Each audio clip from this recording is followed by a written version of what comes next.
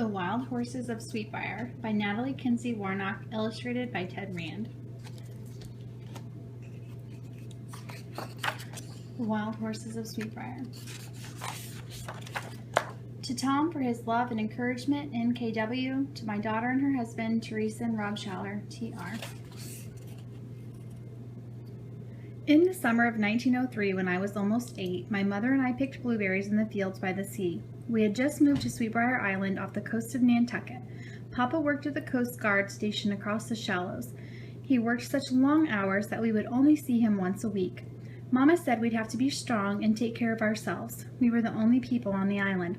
Mama wished we had neighbors, but I was glad we didn't. I loved the island just as it was. Wood ducks and geese were always eating and quacking in the wild rice. Wildflowers and beach plums grew all over the island. The smell of wild roses and the wild sea, a mix of sweet and salty, was so thick I could have spread it on bread like jam.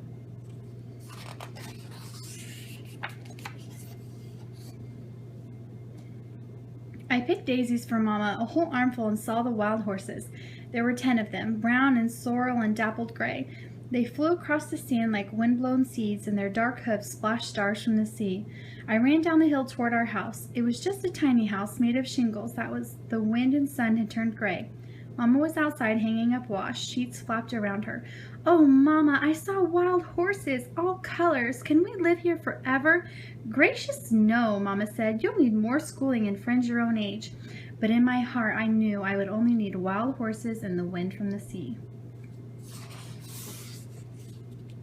When Papa came home, I told him about the wild horses. "This island was once connected to Nantucket," he said. "The horses must have come to the island then, before the sea washed away the land in between.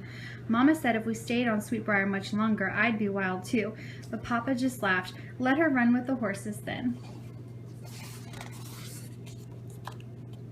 The days got shorter and the wind blew colder. I still loved being outside. I gathered driftwood from the beach and stacked it in the shed.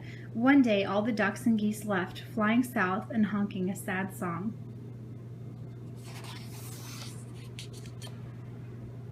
We stored food for the winter. Mama dried the blueberries and made rosehip jam and plum preserves. When Papa came home, he dried cod in the shed and sent to Boston for salt pork and flour to see us through the winter.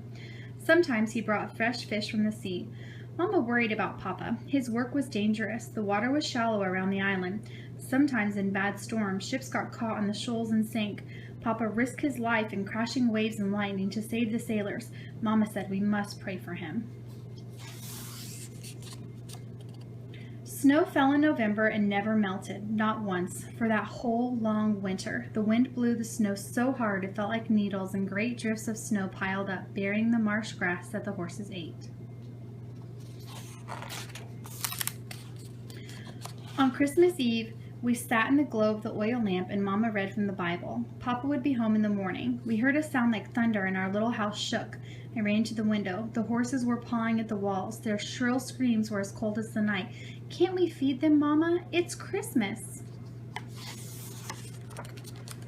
Mama had baked bread and she took the loaves from the cupboard. I filled my apron with the last of our carrots. Mama opened the door. The horses' wild, hungry eyes glinted red in the light. Mama threw the bread and the horses rushed for it. I held a carrot toward one brown mare and touched her nose before she snatched it away. As the winter wore on, the horses got crazy with hunger. They came every night to paw at our walls. Mama wished they could go away. The horses and the screaming winds made her nervous, but I wished we had a barn full of hay to give them. Sometimes on Sundays, Papa would go with me to the top of the hill, where we could watch the gray winter sea. We saw the horses by the pond, their backs to the wind. They were so thin and their heads hung down. "I wish we could feed them," I said. "I know," said Papa. "This is the hardest winter the island has ever had." Sometimes Papa brought things from shipwrecks, coal and rope, and once a keg of butter that had washed ashore, but there was nothing that the horses could eat. "Let's go back," Papa said. "Your Mama doesn't like being alone." I knew Mama was lonely. I never heard her complain, but I saw the sadness in her eyes. We both missed Papa during the week, and we were tired of this bitter winter. But as sad as I was for the horses, I loved the island and the silvery snow, the cries of the seabirds and the roar of the sea. I loved the wild horses most. I would have given them the food on my plate if Mama had let me. "They're strong," Mama said. "They've made it through hard winters before." But I knew the horses were starving. I took straw from this ticking I slept on and carried it to the hill. The horses rushed forward and pawed for more. I could count their ribs. Would spring come in time to save them?